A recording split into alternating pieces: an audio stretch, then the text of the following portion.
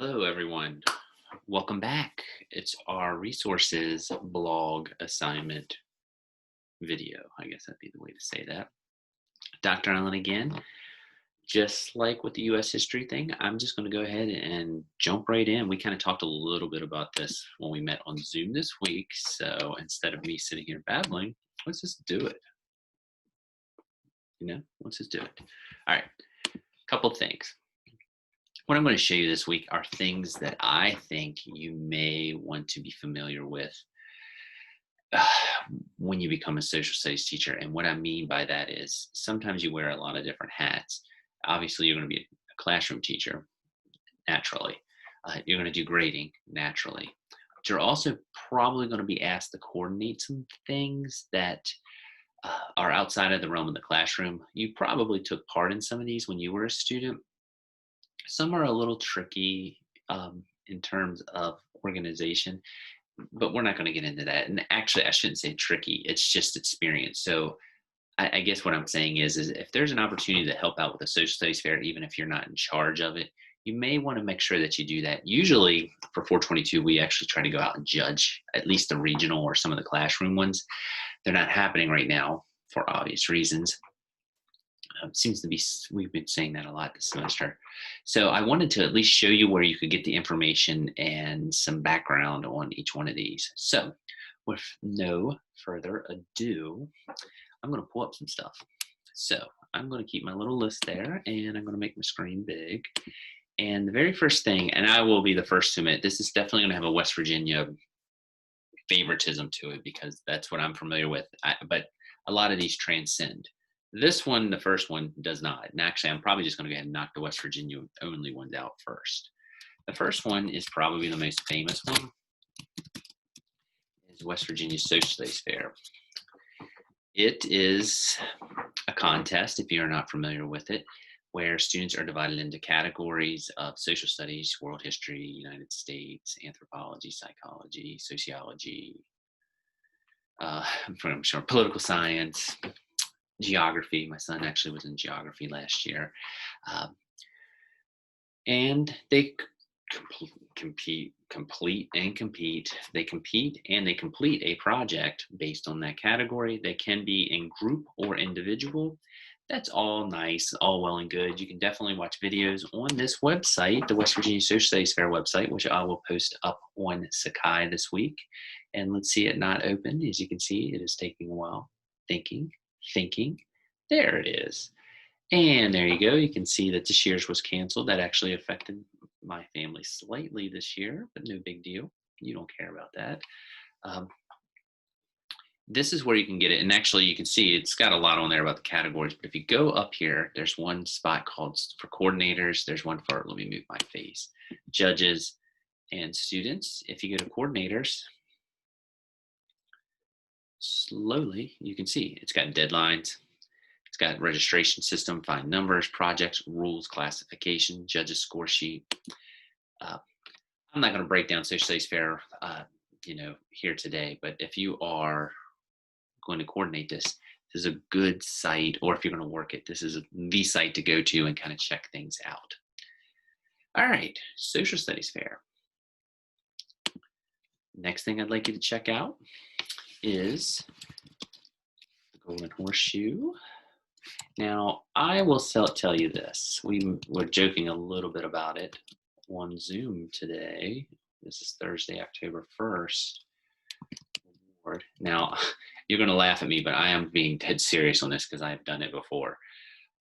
If you do a Google search for West Virginia Golden Horseshoe, make sure you put award or 8th grade in it because, and I'm not going to pull it up here, there is a Golden Horseshoe Club in Ranson, and I don't think you want to pull that up in front of your 8th graders. That's just me because there's someone that pops up there that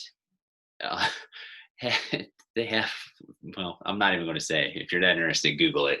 But anyway, Golden Horseshoe Award is something where they reward you for knowing West Virginia facts. I know Logan said actually he was a Golden Horseshoe recipient. Here's my Golden Horseshoe pin right there that I told you I got, because if you have so many winners as a teacher, you get one, which was kind of nice because I didn't live in West Virginia in 8th grade. So now I feel like I'm part of the club a little bit. The Golden Horseshoe Award, though, and let me make sure that I have that in there, West Virginia, it's the oldest actual continuous award in the country, I think, for middle schoolers. And you can see there's a little bit on the background. There are a lot of resources about this. Now, I'm going to say this in all seriousness. The test does have flaws in that you don't know what's on it. So it's kind of a hodgepodge. But if you score within, depending on how many people live in your state, I believe Berkeley County, which I'm more familiar with, actually gets 10 winners. Smaller counties might only get 1 or 2. And some state, I think Jefferson gets like 5 or 6, something like that. It's based on population. You go down to Charleston and you get knighted. They pull out the sword only once a year. The governor most often does it, and they read your name, and you will be called a lady or knight of the Golden Horseshoe. It's actually pretty cool. There are tons of resources. Actually, if you end up teaching West Virginia history, you're welcome to come to me. I still have a lot just from when I taught 8th grade, but really everything I have is West Virginia mini quizzes. These kind of all go to the same thing. But the next thing we're going to do is it e-quizzes. I don't want e-quizzes. Culture, there it is. If you go to like sites like this, the Department of Arts and Culture, they have like over 2,000 questions on West Virginia, and it is a multiple choice test. There's an essay tiebreaker, but most of the time it doesn't come to that. But as you see, you hit that, and there's a whole bunch of questions, and they can do it. This is usually your most straightforward resource.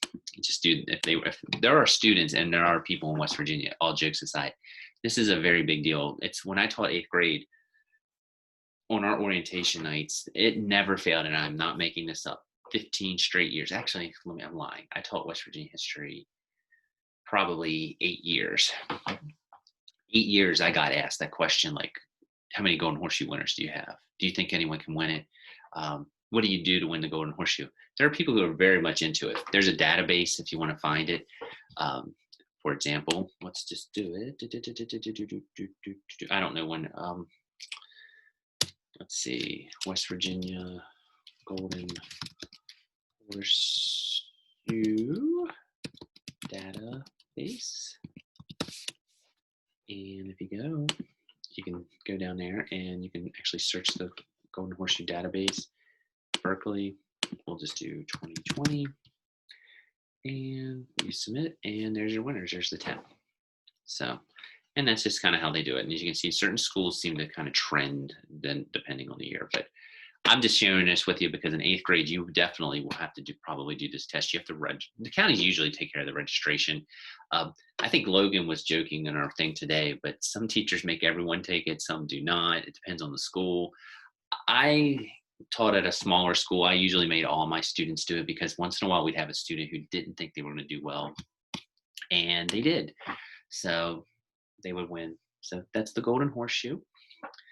The other thing that has really started to get popular is the West Virginia History Bowl. I believe we have a couple people I have talked to that actually took part in History Bowl. History Bowl is a blast. It is my favorite thing that I probably did as an extracurricular activity in West Virginia. I will tell you, I only did it for 3 years. It's kind of goes hand in hand with the Golden Horseshoe. It's all West Virginia fact, but it's run in a tournament where it's a buzzer system, and they have tournaments in each region. If you're finished first or second, you get to go to the state competition. You can also go to Buchanan if you do not qualify in the regional and go do a play-in tournament, which is like pretty crazy because there's usually about 50 teams there, and they all usually finish third or fourth, so they're really good and they've gotten better. I think actually I was talking to the coordinator, the team that won the play-in last year, actually, well, last time they had History Bowl, actually should have won state. They finished second. They lost by 1 question, and it was because someone froze. But that happens. It's a very tense type thing. I'll put a link up if you're interested in it, but it's West Virginia History Bowl. It's a blast. I loved it. Actually, if you come to my office, I have a plaque because one of my teams won a tournament. It was the play-in tournament. Yay. But I'm not here to brag too much. Anyway, actually, I'm bragging a little bit.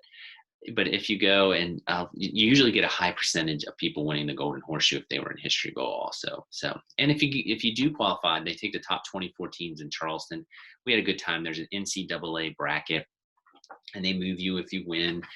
We did okay at states. I think one team we've won 3 or 4 and finished like 10th or 12th. But there's some really good schools. But it's fun. It's not. I have to admit, most of the time our goal was to make state, go down, check out Charleston, have a good time. But there are some pretty dominant teams down there if you want to check it out. But this is History Bowl. Make sure you check it out. I don't know if there's anything else on there. Let's see. There's sometimes pictures and stuff, but as you can see, that's not a real snake. But there's the Charleston. There's the bowl itself is somewhere. I didn't see it on there. But anyway, let's see if there's pictures, state participants, teams. Yeah, there you go. And there's some pictures. I was on one of these one time, but I'm not going to do that again. But yeah, there you go. There's Charleston. If anyone's from Moorfield, there you go. So anyway, well, we had some Moorfield people in our class. All right, that's it. So Social Studies Fair, Golden Horseshoe, History Bowl, 3 pretty cool things. Also, if you are in Maryland or West Virginia does not stress this as much as Maryland. We seem to go Social Studies Fair more. There is something called National History Day. Really cool. You usually get a theme, and it's very resource oriented. We went not History Bowl. There is a National History Bowl. You can check that out too. I only never fiddled with that too much, but I'm glad I pulled it up. National History Day. I'm sorry, I said bowl. National History Day. Sorry, you Maryland people. Excuse me. Hiccup. National History Day. This is basically something where students get a topic. It's very research oriented, and you can pick different ways to present your topics. You can do paper, you can do project. Project is not like Social Studies Fair in that the project needs to stand on its own. You really don't do a speech, you answer questions, and there's really not a whole lot of size limits. There are some, but I mean, you can get massive. I had a student who took part who actually built a tomb related to Egypt once, but you got to be able to haul it there. You can do theatrics where you actually impersonate the person. You can do documentaries. It's really cool. If you win the state of West Virginia, win the state of Maryland, you get to go to the national competition, which is massive. It's down at College Park. It's usually in June. And I will be the first person to tell you they have some pretty awesome people that come and speak. People like Ken Burns came one year that I was there. I was lucky enough, I had a student, bragging again, but I don't mean to, but I just got to see some stuff. I had a student who actually finished 8th in the nation in the theater category. By the way, nothing to do with me. His mom was really into it, and she was a teacher and she knew how to do it. So my name was just on the form, and I went to all the stuff, but she was kind of driving that train. But you get to see at the end, they get to go out on the basketball court at College Park, walk around in a parade celebrating their state. And where this is different, besides the research and the size versus Social Studies Fair, students can also win money. They can win scholarships. They can win trips. It's fantastic. I'll put the link up. There's all types of things. The theme this year, I believe, well, why can't I? What is it? Theme, there it is. The theme is communication and history, the key to understanding. So whatever project the students do, they have to map it back to this theme, and they do have to write it's not APA, they have to do it in Chicago style. So those of you that are in history classes or Turabian, you have to do that. So that is National History Day. If you look, there's a ton of awards and stuff, project examples, researches, categories, but I don't know if they got, let's see what we got here. As you can see, there's a student that's on there. Let's see if we got triumph and tragedy, compromise and conflict. Let's look. You can look at the documentaries. They're up there on YouTube. Oh, website's another one I forgot to even mention. And let's see if we can do a project. Of course, they didn't take any pictures today. Yes, they did. And you can see that would be an example of a project. As you can tell, it's huge, huge, huge, or huge, as I think some people like to say. And again, there's the performances. That was what my student did very well in. and then there's websites. Websites used to be used by Weebly. They have moved to their own platform now. So National History Day, if you're from Maryland, you may have already done this. Pretty cool contest. Again, we're not going to do a deep dive in it. I just want you to be aware of it. The last thing I was going to show you is the National Geographic Bee, which actually we hold the state competition at right here at Shepherd University, and we were supposed to have it last time. Whoop. See if I can get this thing down. But of course, again, I'm going to say it. Thanks to COVID,